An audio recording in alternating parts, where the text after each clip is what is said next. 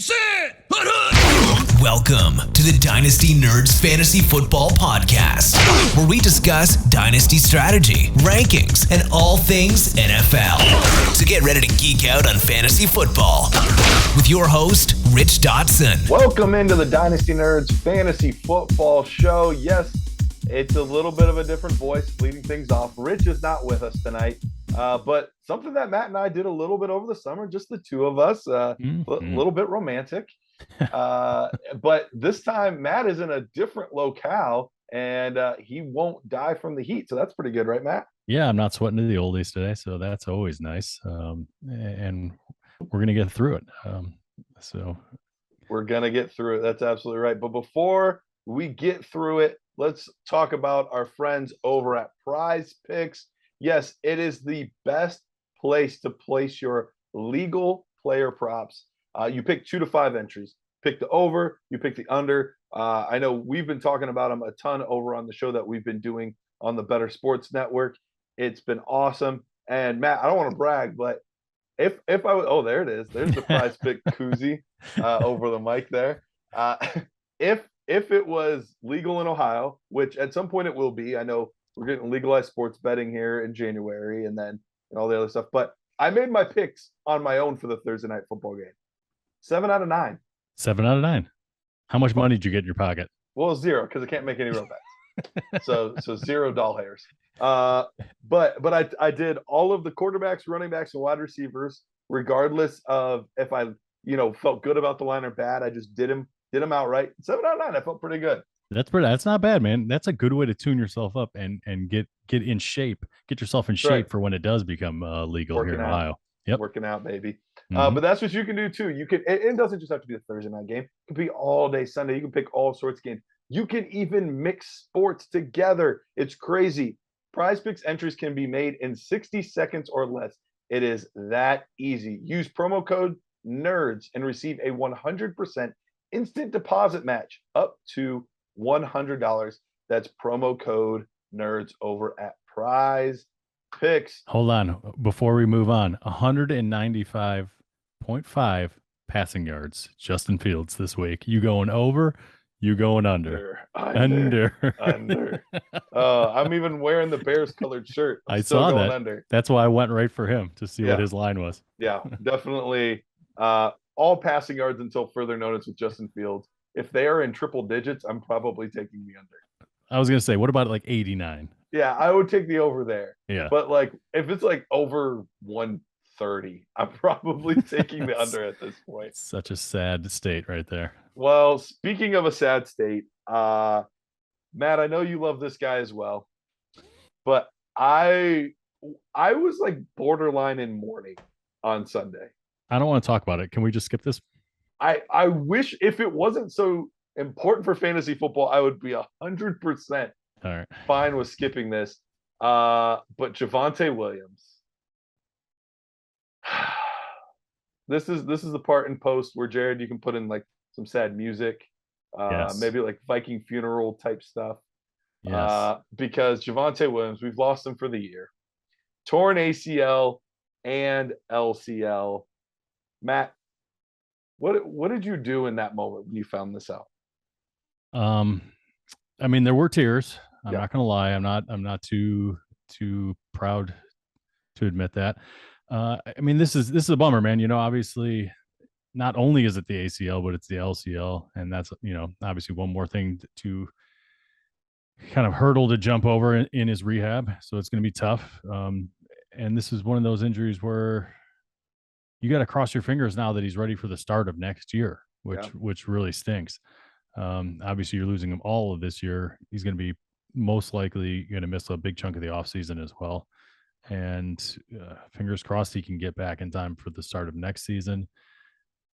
I mean, if you had him, you're counting on him. Unfortunately, I have him in a couple leagues where, I'm contending, and now I have to go out and make some moves. And this is the type of stuff that's going to force contenders to make moves. These type of big time injuries.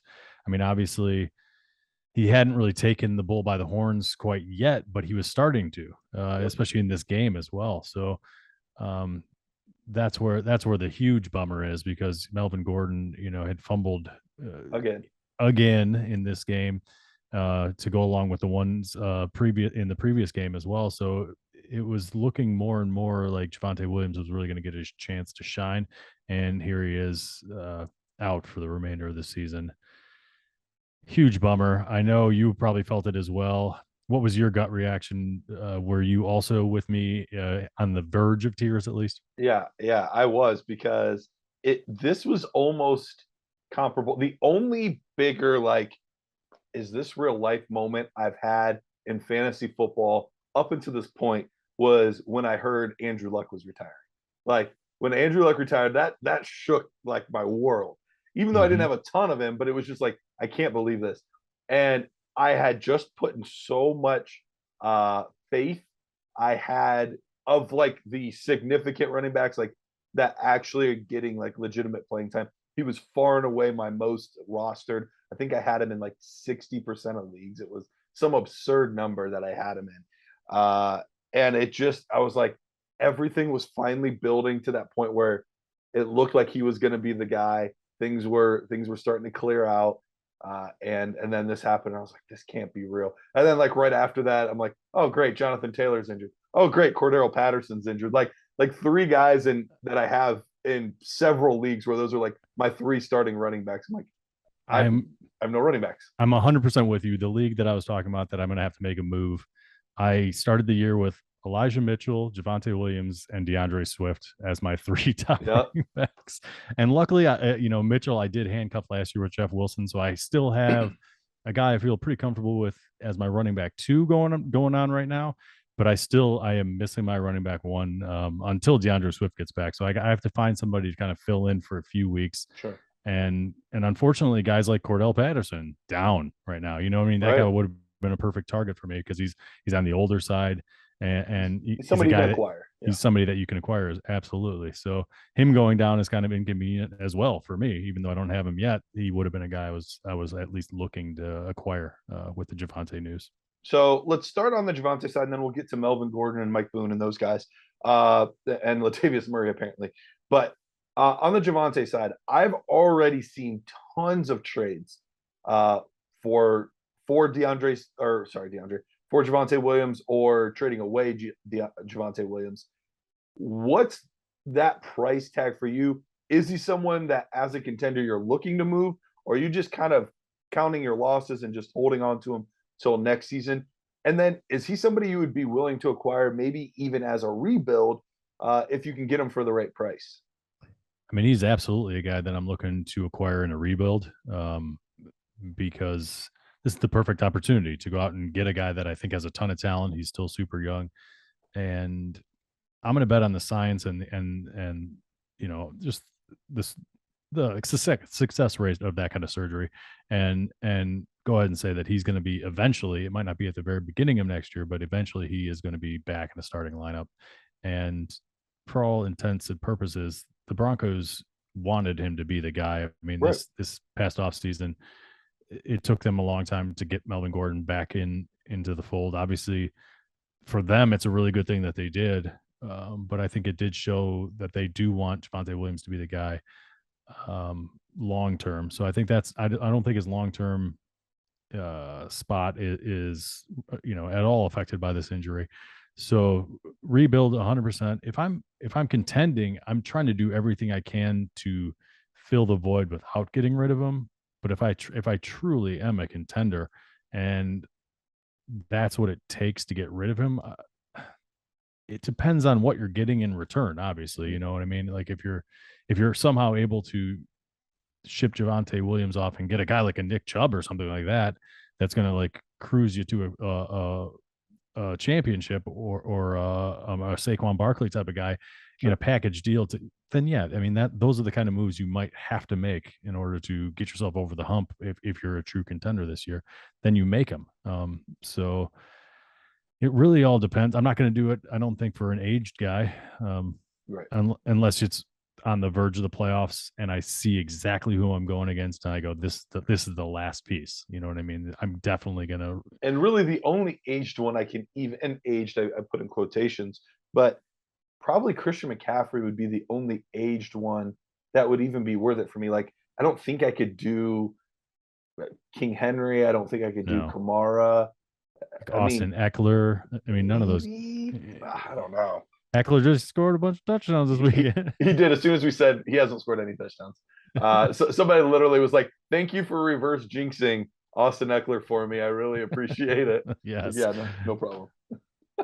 But yeah, so I've seen quite a few a 23 first, we'll just say a mid 23 first and a mid 23 second. Would that be enough for you just in a vacuum to get rid of Javonte or no? No, I don't think it would. Not for me either. I'd have to have like a top 4 23 first along with the second. Yeah, that way you're getting a good chance of getting a very good running back and then something on top of it as well. And that's where I think his value is, because I think once he gets back, he's going to be an excellent running back. I'm sure you feel the same way as well. 100%. Yeah. Melvin Gordon, we expect him to probably be the main ball carrier, although Mike Boone was actually getting a lot of run as well.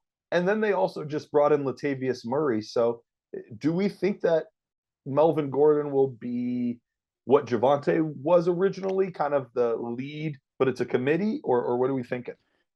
Well, I mean, if he keeps fumbling, who knows? But the offensive coordinator came out, or it was somebody that came out from Denver today late and said, oh, of course Melvin's the guy. You know what I mean? Like that's so, and he kind of alluded to Boone kind of being a guy that's going to spell him. But who the heck knows? I mean, I feel like, another 2 fumble game and this thing could get crazy. Latavius Murray, even though, he's old and never been super effective, he ran well this past weekend. And, he got elevated from New Orleans practice squad since Kamara was out. I think it was 11 rushes, 57 yards and a touchdown. So nothing to sneeze at there. And could it be the combination of Melvin Gordon and him, kind of, and Boone as the third guy in a few weeks once he gets kind of up to speed here in the offense? I think it could be. So I'm not going to go crazy after a Mike Boone. I think the guy that you want to go get is Melvin Gordon, and you're crossing your fingers that the fumbles are just kind of a 2-week weird admiration in his stats there, and he just kind of cruises the rest of the way. At least that's how I see it. No, I see it. I see it much the same way. It's really tough to trust, but he is still probably the player to own. But I'm not moving, even as a contender. I'm not moving heaven and earth to get Melvin Gordon just because there's no security in him being the guy. Right. As opposed to like what Jamal Williams is doing right now over in Detroit. Like, something happens is Swift. Jamal Williams is the guy. Like, in Minnesota, something happens to Dalvin Cook. Madison is the guy. Like, there's players on different teams where like they're there. I don't know that that's the scenario right now with Melvin Gordon. So if you can acquire him for a late second as a contender, like, I can live with that. But that's probably the best I can do. Yeah, I'm with you there as well. I don't think I was obviously giving it some thought today because I know that I need to fill the void left by Javonte's injury.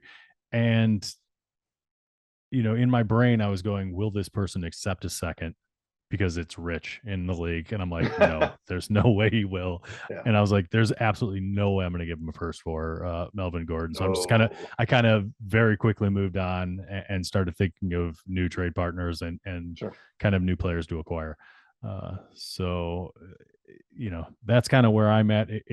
Even the second felt dirty, but I knew it was the very least that would be like even cross somebody's mind kind of to get rid of Melvin Gordon at this time, especially since the price just went up. I think a week ago, you could have probably offered a second easily, and they would have smashed it. Yes, absolutely. Give me that second round draft pick. Today, it's probably a little bit higher than that. So unfortunately, with this news, Melvin just got a lot more expensive to acquire. But it's good if you have him and you want to get rid of him because now the price just went up. Exactly. Jonathan Taylor had an ankle injury this week. Originally, they were talking about it being a high ankle sprain. Then they kind of did some evaluations, deemed that he might even be able to play this week on Thursday night. Hey, I'm not a doctor, so I'm going to go with them on this one here. But it seems this Thursday night, rushing people back just never ends up well. So, It does not seem to do that. so we'll see. If he plays, that's great. Maybe it isn't that bad. Hopefully, he doesn't re-aggravate it, and it becomes like a season-long type of injury that just keeps nagging and nagging and nagging. So I guess we'll have to keep an eye on this one. Obviously, there's no one there that's really just going to step right in and fill the void left by Jonathan Taylor. I mean, Nyheim Hines will get more work, but not like he's not somebody that you want to just set and forget. You kind of want to still look for better options. If you happen to have Jonathan Taylor and Nyheim Hines, I guess you probably could do worse. But that's kind of how I feel on that one. And the weird part about it is, you would have thought with their third string running back having the second string be more of this scat back, receiving back type of player, that their third down back would be a more true replace, or their third string back would be a more true replacement for Jonathan Taylor. That's not the case. They've got Dion Jackson, who in college was a receiver that converted to running back, and he's not a big guy, good hands, but he's more of the Nyheim Hines replacement. So somebody that is probably on your waiver wire, but I liked his tape enough, and he has a very comparable size and style to Jonathan Taylor, is Devontae Price. He's on their practice squad right now. I would not be surprised at all if he ends up getting called up. And depending on the effectiveness of Hines and or Dion Jackson, I could definitely see them using him in some more of those physical ground and pound type plays. So nothing that I'm like paying anything for, but just check your waiver wire. See if Devontae Price is there. If so, put him at the end of your bench. Yeah, not a bad call right there, because it could definitely be one of those things where it's Thursday and he all of a sudden gets elevated, and then we figure out that Jonathan Taylor's not a go here for Thursday, and he's the guy that's getting some of the between the tackle work for sure. Absolutely. Corduro Patterson, we already mentioned him a little bit earlier. Knee procedure. He's headed to the IR, so we know he's going to be missing at minimum 4 games. There's not a lot that you're going to be able to do with him. People probably aren't trading for him like they will Javonte because he's a young back. Patterson, it's just kind of, you probably just have to sit there. But what about the other players on the depth chart? Is there somebody that you're looking to go after, or at this point it's just kind of like, I'm going to pivot to a different running back situation? I mean, I think, obviously Tyler Algier is the rookie who I didn't love coming out, but he's going to get an opportunity. It's not like he's doing bad. He's averaging around 5.5 or a little over 5 yards a carry.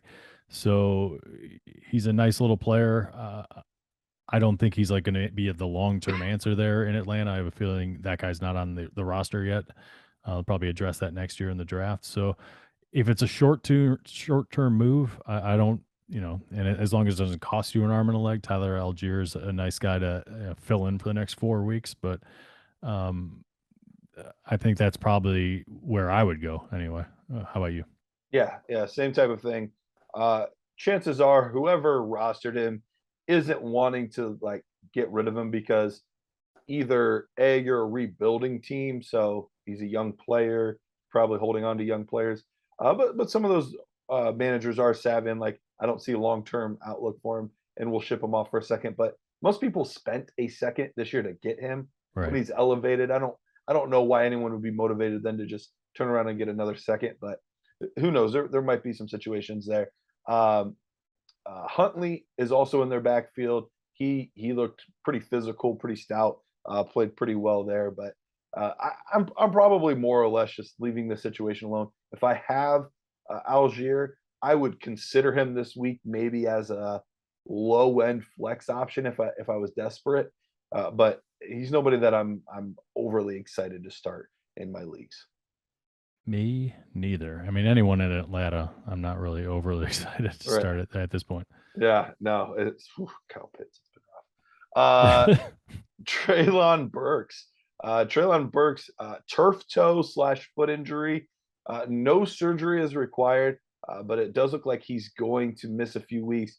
Even some rumblings that he could end up hitting the IR, although I haven't seen anything about him being put on the IR yet. But we're looking at a few weeks there. Burks has been somebody that has flashed at times, but we still haven't seen him put together like a full game yet of, 6 catches for 90 yards and a touchdown or anything like that. I don't know that there's anything actionable with this one, but just something to kind of update on. What's your take on how, like, I know you say there's nothing actionable, and I don't think there really is either. I mean, you obviously, if you drafted him, you used first round draft pick on him, and you're going to hold him no matter what. But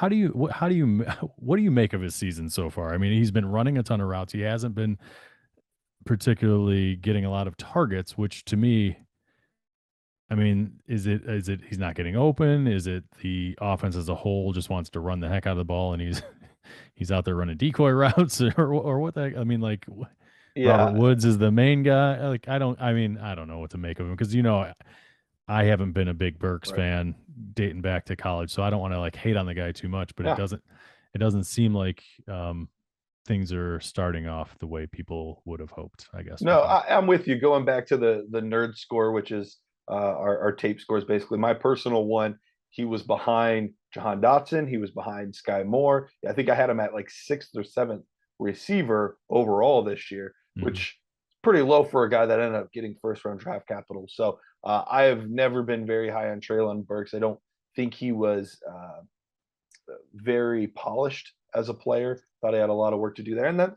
And I have not watched the Tennessee Titans games intently. So I can't say definitively he's not getting open.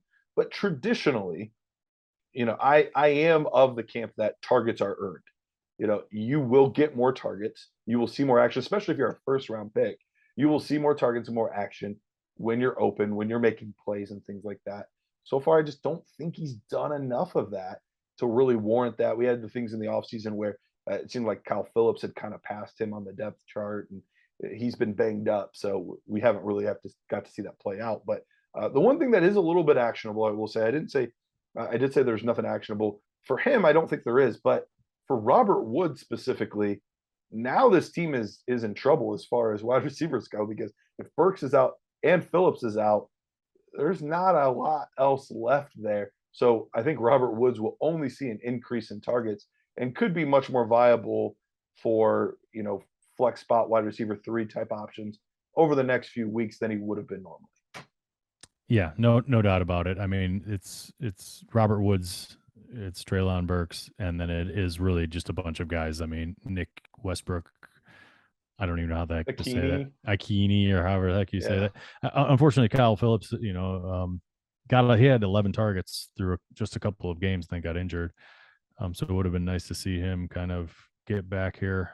But the other guys, I think they have Josh Gordon on their team as well. They actually do. Yeah. So maybe he'll see a little bit of a run. Who knows? I mean, he's a lot like Treylon Burks. So yeah. Well, he was 10 years ago anyway.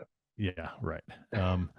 So yeah, it's a tough situation. Another team that I don't want a whole heck of a lot to do with, except for obviously Anthony Henry. Jeez, oh man, Derrick Henry. So Anthony Henry. Jeez, oh man, that's a blast from the past. We're talking about week 4 injuries right now. We always go through all the main injuries. This one almost feels like outside of just our like typical injury talk. Tua's game this past week, really weird situation where we had mentioned on the show last week where like we saw the hit that he got and it looked like a concussion, but for some reason they said it was a back, and now people are getting fired over this, and there's just a lot of question marks about this. For Tua, are you using, because obviously what has happened to him sucks. Like we hate this, but we do have to look at it from a fantasy football lens. Is this something that you're using as maybe the slight sliver of an opening to go ahead and try to acquire Tua, or has the price just gotten too high, or are you worried about these concussions? 2 back-to-back like this, if this is something that becomes a trend, this could be a career ender for someone like him. No, I mean, it is obviously very concerning from that level. So I'm not necessarily running out and trying to go get him personally. I do have him in 2 leagues on my rosters, and I'm a little bit nervous, to be honest. So And it's not just this injury. It's the hip injury coming out. It's all this. I mean, there was a ankle injury before that in college as well. And there always seems to be something with him. And is it his size? Is it his frame? I'm not sure.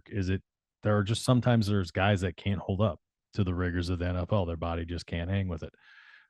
Is he one of these guys? I don't know, but the question is now starting to linger in the back of my mind. And if it's lingering in the back of my mind, it's got to be lingering in some other people's minds as well. So from that respect, if you do want to go get try to acquire your share of Tua, this might be a really good time, because if I'm having slight doubts, chances are some other people are as well. So if you feel fine about it, you think he's the man. I mean, obviously the offense is exciting and you want to get a piece of that for sure from a fantasy standpoint. So if you have confidence into his abilities to kind of stay healthy going forward, then absolutely go out and make an offer, because I think this is probably a good time to do it. And that's where I'm kind of at with it. I am a guy that, there are people that are injury prone, but I think overall that label gets used a little too often. I think some guys just have seasons of good luck and seasons of bad luck, and he just had a season of bad luck so far. So I'm still open to acquiring him if the price is right. If I can pay anywhere close to what I paid in the offseason, obviously that price went up with his few amazing games there. Right. But if I can get similar price tag to what I got in the offseason for Tua, I would be very, very interested in acquiring him and getting him on my teams. What is that price tag for you? What was the price tag in the offseason that you're talking about? 2 firsts? So in like super flex? Yeah. So in drafts, I was taking him right around like round 5 in startups and super flex leagues. I would say I would be willing to do a first and 2 seconds for sure. The 2 first I would be okay with if they're both late. I don't want to be giving up those early ones because there are some good quarterbacks in this class. There's some other good position players. So I'm not wanting to give up those early first unless you have 102 and you want to trade that straight up. Sure, I'll do that. I'll gamble on Tua over Stroud or Young or somebody like that. I'd be willing to make that gamble.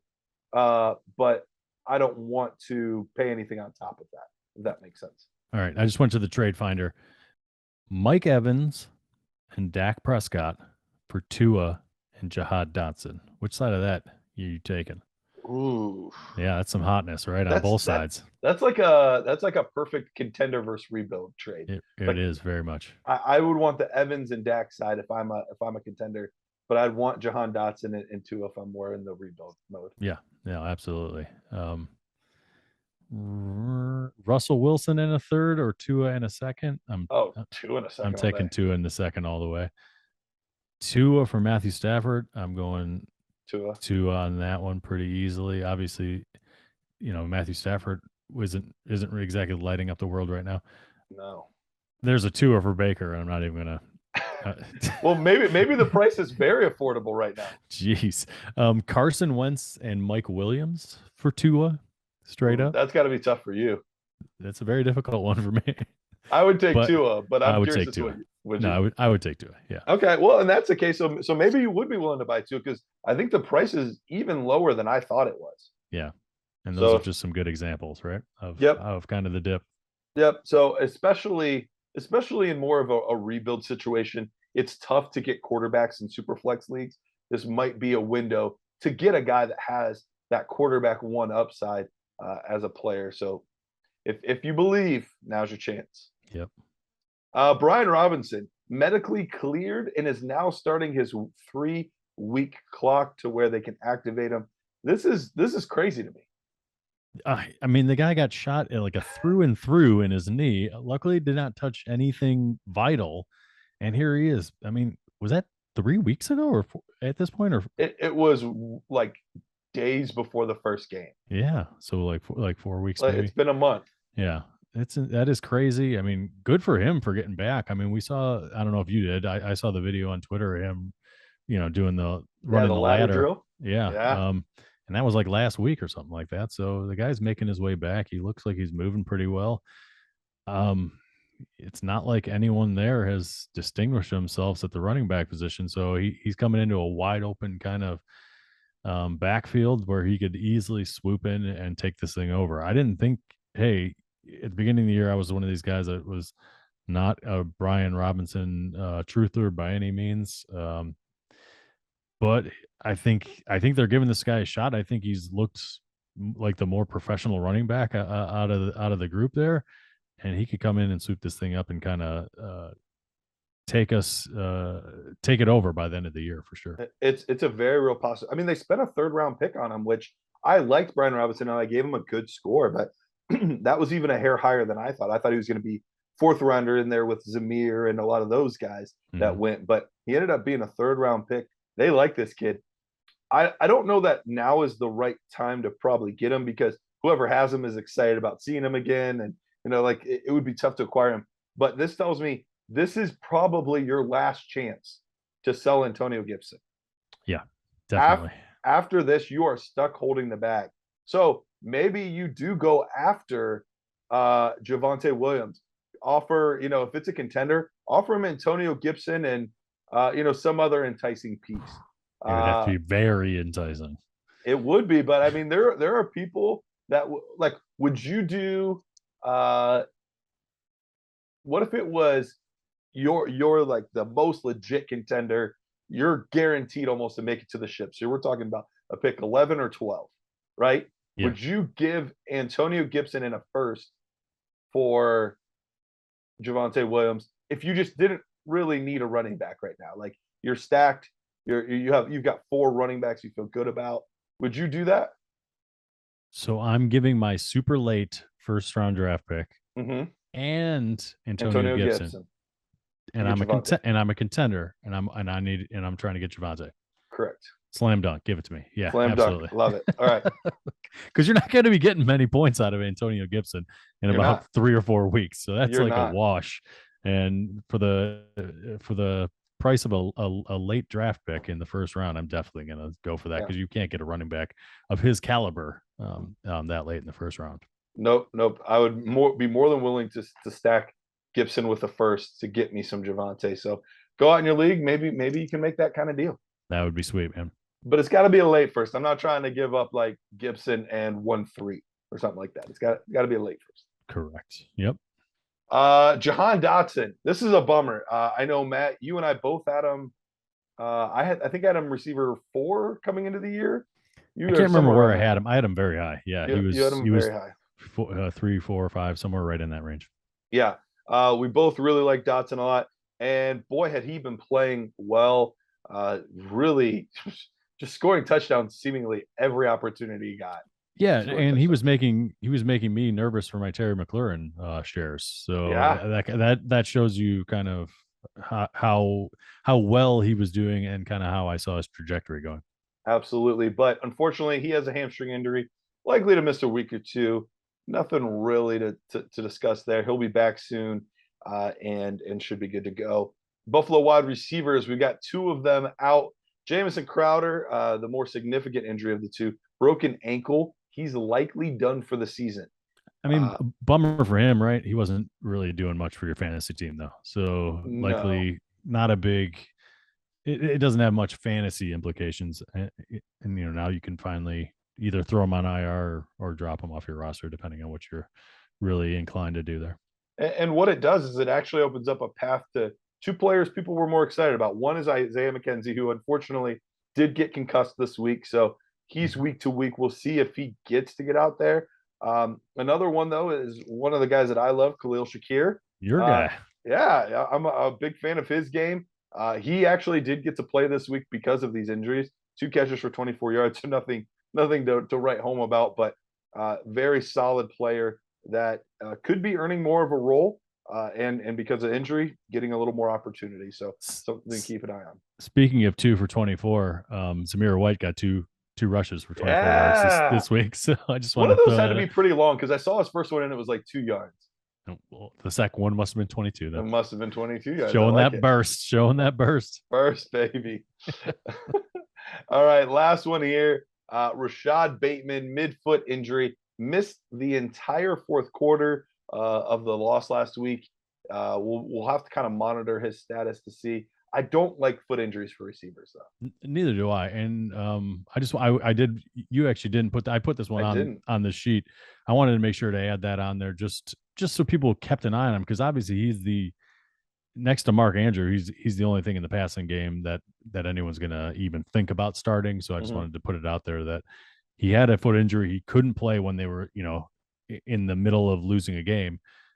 So it must have been kind of bad. And I hate to see that, because I mean, the way that they describe different injuries, mid-foot injuries, that could be a turf toe. I mean, who knows? I mean, that could just be different wordings coming from a different team. So him and Treylon Burks could both be sitting on the sidelines for the next few weeks, because turf toes are tricky, especially for wide receivers that have to cut and move. But it could also be, they could be describing a Liz Frank type of thing. So who the heck knows? They kept it very vague there with Baltimore. So we're just really gonna have to monitor that and kind of see where that goes. Devin Duvernay, if he's out, might be the guy that we're getting tutties. Yeah, he's a guy that's been at least getting some run there, and worth kind of a what the heck kind of throw him in your flex if Rashad Bateman is out. Absolutely. That wraps up our injuries. And before we talk about our friends over at Prediction Strike, our friends at Sleeper. Sleeper is the best place to play fantasy football. I really try hard to get all of my leagues on Sleeper. I know there's other platforms and they're fine. They do some things that are cool. But Sleeper is the go-to for me. So easy to use, so easy to navigate. Far and away the best app for mobile while you're just on your couch, checking the scores, checking your teams. So easy to use. And my sleeper buy or sell of the week, I'm going buy this week. Ooh. I'm going with Devontae Parker. Matt, I know we talked about Devontae Parker in our bottom of the barrel buys or whatever we called those in the offseason. We come up with creative names. I like bottom of the barrel buys. We have to write that one down. That's right. Good alliteration there. But through the first 2 weeks, looked like I was an idiot. He had one catch for 9 yards and 0 catches for, believe it or not, 0 yards. Whoa. Yeah. It's tough to get yards without catches. So through 2 weeks, it looked like I was full of it. But past 2 weeks, some signs of life. 5 catches for 56 yards. And then even with 2 backup quarterbacks this week in New England, still got an opportunity to get in the end zone. So he scored a touchdown this week. I think they are looking for, and they have been for years, been looking for that big-bodied physical receiver. They've almost completely neglected, I wanted to say Mark Andrews. They wish they had Mark Andrews. Hunter Henry getting nothing. No looks, nothing. Jonnu Smith getting nothing, no looks or anything. And he got injured. And he's injured as well. Yep. So I think right now, Devontae Parker is that big-bodied, big play guy. He's somebody that you can acquire for peanuts on the dollar, but I think could be a very vital part of your team over the course of injuries and bye weeks and things like that. When the depth of your team is tested, I think he could be the type of player that could step in, get you 3 or 4 catches, and maybe even get in the end zone. And did you just pull a Rich and mix your analogies? Did I really? Gosh darn it. You said peanuts on the dollar instead of pennies on the dollar. I love it. Get them for peanuts and I love it. Get them for pennies on the dollar. There's something about this host seat. There is, man, because your mind's going too fast for your mouth. And you end up doing you end up pulling Rich. Little Rich. I need to apologize to him now. Did you notice me smiling trying to hold it back while you were talking? I saw the smirk and I was like, either he thinks this is a terrible buy or I said something really stupid. No, I think this is a great buy. I just love the peanuts on the dollar. Peanuts on the dollar. Very inexpensive peanuts. No, I mean, I think going back to Bill Belichick's past, you see him kind of grab guys that he's played against in the past, and obviously Devontae Parker's a guy that's been he's been playing against Bill for years down there in Miami, knows exactly what he's going to get from this kind of bigger bodied tall wide receiver. So I think it is a good buy. I do think he's going to be their de facto number 1 for the rest of the year, and at 29 years old he should be pretty easy to acquire here, especially with the long history of getting nicked up. I think when he plays, when he's healthy, he's a pretty easy guy to put in your lineup and start and kind of feel good about in your flex or your wide receiver 3 position. I wouldn't rely on him higher up the rungs, Sure. wide receiver 2, wide receiver 1. Oh, absolutely. But I'd feel very comfortable if he was my flex option most weeks. So yeah, I think it's a nice buy, and like I said, at that age, it shouldn't come at a big cost. So would you give a third for him? On the right team, I think I would. If I had an injury, and I knew that was going to be a late third, I definitely would give a third for him. I would too. Yeah, the thirds don't move the needle much for me, but Right. for a rebuilding or for a middle of the road team, they're just trying to get all the draft capital they can. So could be a good deal for those contending teams looking for some depth pieces at wide receiver there. And if you throw in a peanut, who knows what you'll get? And on a dollar. If you physically put the peanuts on the dollar, that'll get it done. Always, every time. All right. Well, we also would be sad if we forgot our friends over at Prediction Strike. That's right. I talk about them every week. I use them all the time. I still every week. I shouldn't say that I am doing great, because even though my Michael Pittman shares are doing fantastic, my DJ Moore stock not looking as good. Ouch. Yeah. Ouch. I thought I was getting a savvy buy because his price was low. His price was only around $1 or so. Makes sense. Like $1.50, I think it was. And I was like, oh, getting the upgrade with Baker. Yeah, this is it's to the moon. Yeah, that's not really panned out so far. Are they still in triple? Are they in the full dollar? I'm still in the dollars. Okay, but it's barely hanging on, I would imagine. It is. It's kind of like the euro and the dollar right now, where they're like back and forth. I'm right in that range. Yep. Right now. So, but if you go to predictionstrike.com, or better yet, download their app, you can make better plays than me and get somebody that's going to actually increase in price. Unlike DJ Moore, maybe you could have gotten James Robinson this offseason. You would have made a bunch of money getting James Robinson this offseason. Go to predictionstrike.com, download their app, and use the promo code Dynasty to get yourself a free share of a player. That is at predictionstrike.com. All right, Matt, let's talk about some of these rookies that we might not have talked a ton about so far this year. We've talked a lot about the guys that have been really performing well early on: Jahan Dotson, Olave, Wilson, Drake, mostly receivers. We've talked a lot about receivers, but we've not had many opportunities to talk about any other position, basically. Right. We finally have some running backs and even a quarterback to talk about. Let's start with Kenny Pickett. Came in partway through the game for Mitch Trubisky.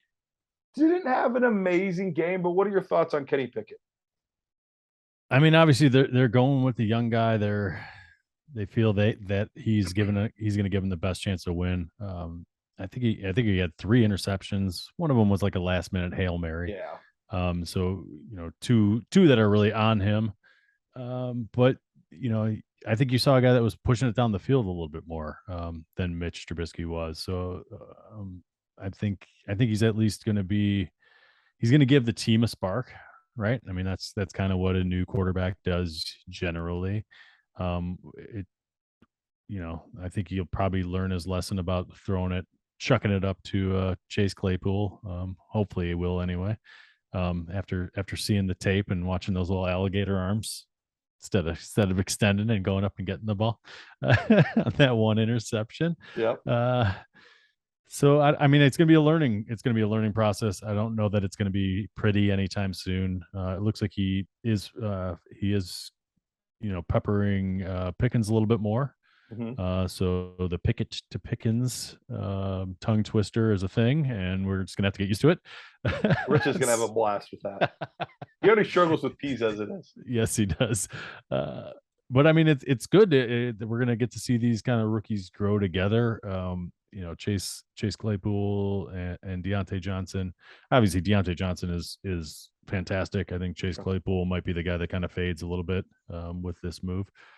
And we'll see how Pat Freiermuth kind of fares here. It's still not a great offensive line, and like the running game isn't probably what they want it to be. So I don't know. There's going to be a lot of pressure here on the rookie, in my opinion. So we'll see how this kind of shapes out as the season goes on. I'm not like,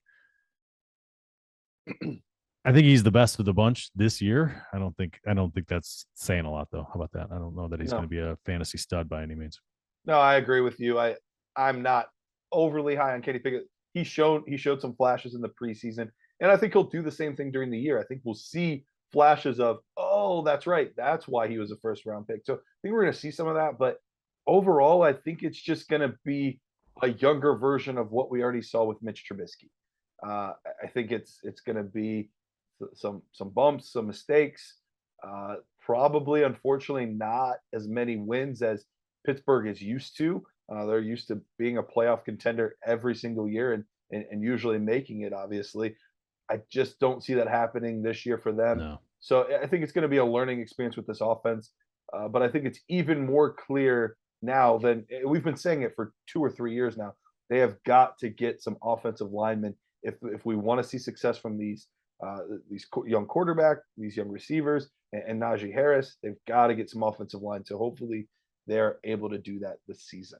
Yeah, no, I think that's the cure-all that they need, for sure, because they've got all the other pieces. I mean, they have all the playmakers they could possibly need on that team. They need to get offensive line so they can get that running game going, so they can kind of protect this young quarterback and bring him along slowly instead of kind of forcing him to the wolves and really getting him beat up. We've seen plenty of quarterbacks here in Cleveland get ruined that way. So hopefully that's not the case for Kenny Pickett. From a fantasy analyst standpoint. Yeah, absolutely. Running backs, we've got 3 running backs to talk about this week, which is a very pleasant surprise. And honestly, a few more we could have thrown in here, but I settled on these 3. First one, Damien Pierce. Damien Pierce had a huge game this week, 14 attempts, 131 yards, a touchdown, and then 6 receptions as well. Now, only got 8 yards out of those 6 receptions, but PPR leagues, we don't care. That's 6 points right there. Thoughts on Damien Pierce? And it seems like he's kind of taken over that starting role. Yeah, obviously, I think the same thing. And I'm going to say this with a very large grain of salt because it's only a 2-week sample size, but running back 5 over the past 2 weeks. So this is another, I think, a great example of people that are getting the volume are worth their weight. Any running back that's getting volume is kind of worth their weight in fantasy gold right at this point. So, and he's been getting the volume. Week 1 when he was kind of not established yet, 11 attempts. Week 2, 15. Week 3, 15. And that 15 attempts and then 2 targets. This past week, 14 attempts and then 6 targets. So 20 total. Yeah. So he's getting to the 20 total mark quite a bit here. And he's been in the upper teens kind of for the last 3 weeks as far as targets and touches. So he's getting the volume you're looking for. This is the one guy we kind of all nailed down, I feel like, as Houston just was a complete mess and had nobody in their backfield, and they have since cleared some of the guys out ahead of them. So it's really, I think, kind of the dust is settled. Damien Pierce is like the main guy.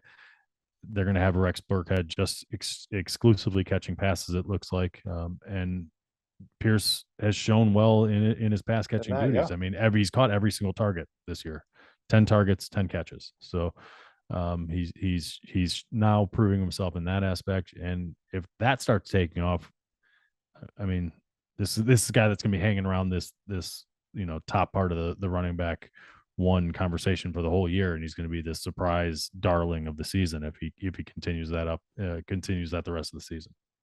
Yeah, he's played well, done the most with his opportunities.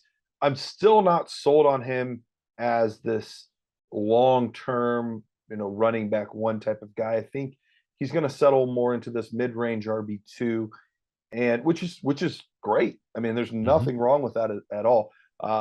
Right now, in a vacuum, we'll say in a vacuum, would you be looking to probably not buy because his price has never been higher, but some people like to buy high thinking he's only going to continue to have more success. Are you looking to buy? Are you looking to hold? Or would you look to sell Damien Pierce? I mean, this is a tough one for me because right now I'm kind of halfway between like, is this guy a James Robinson type of guy that can sustain this and kind of be the grinder, the in between tackles guy, and also catch some passes out of the backfield to really kind of tip the scales and keep him as a running back one, maybe as long as he, obviously as long as injury stays away. I'm kind of on the fence about that. So I think I'm a little bit higher on Damien Pierce than you are. Mm-hmm. So I'm not necessarily running out to acquire him. I don't have any shares. I wish that I did. And if there's a way I can work out a deal with somebody now that I have like a Javonte injury, I might be willing to explore that because I think this is the kind of guy that could keep me afloat. I think he's definitely going to get the work, and Sure. there's not really a lot of really good competition there. So it's really, is this guy going to stay healthy? No one knows that. So that's like the only real question I kind of have in the back of my mind.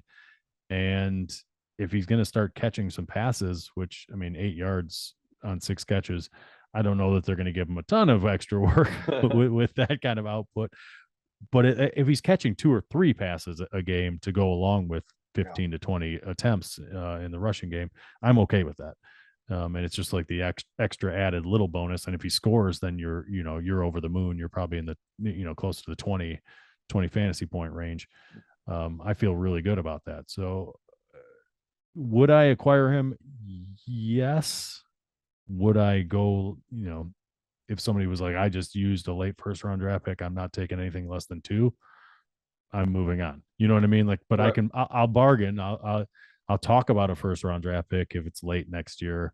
So And you maybe would do a 23 first if it's 10 or later? I probably would. Yeah. Okay. Because I'm getting a starting running back at least for this year. If I'm a contender, that's the only way I'm making this move, obviously. If I'm a contender, I feel okay about that because I think I'm going to get good output for the rest of the season. Yeah. And he's going to be able to keep me afloat. For a guy like me who's got screwed by the Javonte stuff, he's going to help me kind of navigate those waters, so to speak. Yeah, makes sense. Kenneth Walker, another running back here. Talk about 2 more running backs. Kenneth Walker being one of them. He got the draft capital everybody was wanting. He was the second running back taken in this year's draft. Really one of only 2 guys that people were excited about during draft season anyway. But he still continues to play second fiddle to Rashad Penny, who's played well. I know he had that sports hernia that set him back only 1 week. He came back in week 2. So only set him back 1 week. But are we seeing Chris Carson to Rashad Penny 2.0? This is something we talked about as a potential possibility in this offseason. Yeah, no, we sure did. And we might be seeing that. I mean, Rashad Penny at times looks brilliant. You know what I mean? And this offense as a whole, I think, has looked a lot better than people have probably thought. So I think they're going to keep expanding his role, I would imagine, as the year goes on. I do think the hernia kind of affected him a bit. You get off to a slow start. You miss a chunk of training camp right before the season. So you miss all that time in the preseason as well. And it's hard. It's hard for a coach like Pete Carroll to trust a guy out there. Sure. Because he hasn't seen him go through it in the preseason, which is a safe environment. You know what I mean? This is a safe environment. Say whatever you want. That's kind of how I feel about the preseason sometimes. So when the bullets are flying for real in the regular season, you don't exactly know what you're going to get out of these guys. I think he's going to keep getting opportunities, and he's flashed a little bit as well when you see him, on some highlights and stuff like that. So I think as long as he keeps kind of showing some good signs and it's assignment, as long as he's hitting his assignments on any given play, I think he'll kind of continue to grow a little bit. But I think it's going to be Penny for a while. And I don't know that it's going to be, unless there's an injury or something to Penny, I don't know that it's ever going to be kind of handed over to Kenneth Walker. I think Pete Carroll is just fine running both of those guys out there and kind of really running the wheels off of them. So it might be another year before Kenneth Walker gets his major opportunity. Yeah.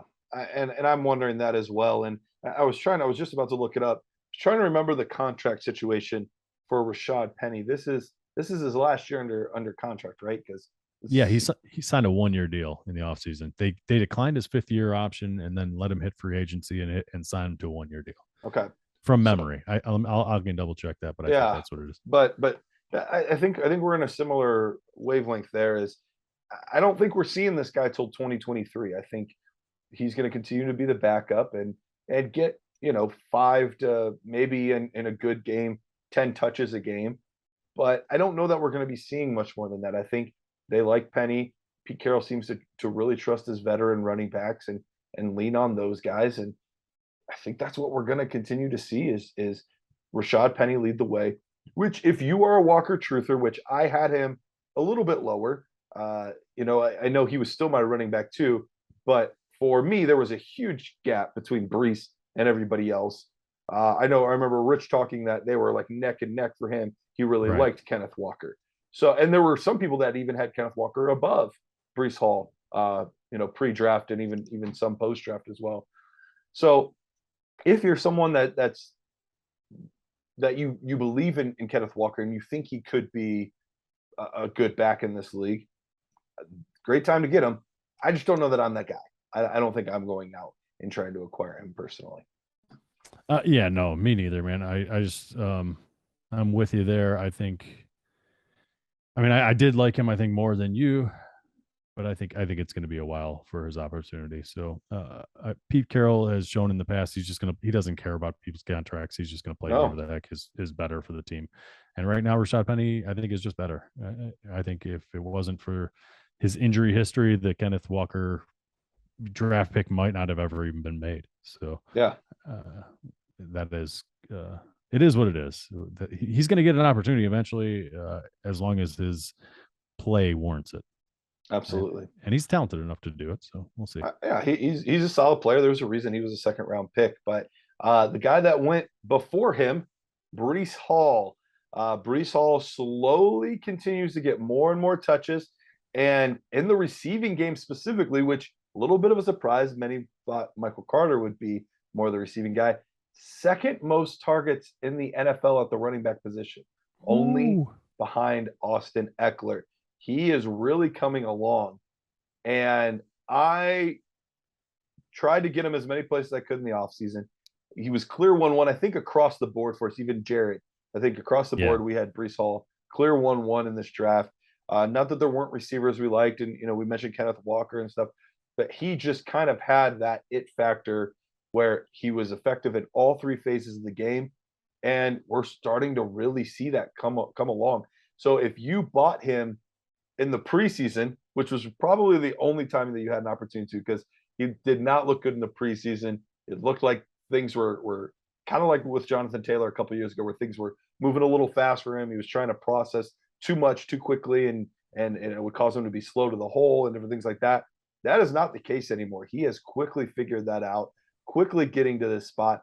We're seeing not only the catches, which I talked about in the targets, but we're seeing rushing touchdowns. We're seeing receiving touchdowns. Like, he is making plays, and this Jets offense is exciting. And I think a lot of it has to do with Breece Hall.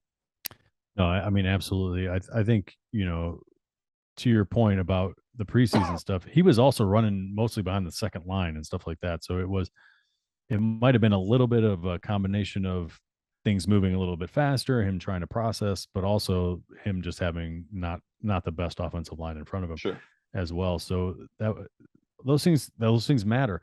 He's such a smooth guy. I mean, when he played the Browns, I was watching that game, and there was just glimpses, you know what I mean? And he's just a different cat. He catches the ball so smoothly. So I'm kind of surprised.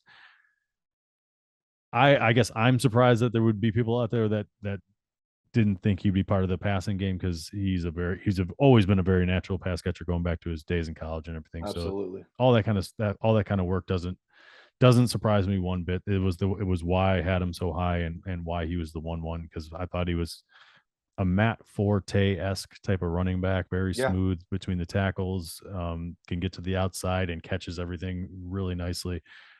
So he's going to be a fantasy goldmine as soon as next year. But for now, he's going to be one of these guys that even while splitting carries, with Michael Carter, which I think he's going to continue. He'll probably start dominating a little bit more of the carry share, but I still think he's going to be splitting carries. They want to run that ball, run the ball quite a bit there to kind of protect the young quarterback. But despite that, I think you're still going to be able to count on him no less than a running back 2, high end running back 2, low on running back 1 for Brees Hall for the rest of the season. Love it. Absolutely.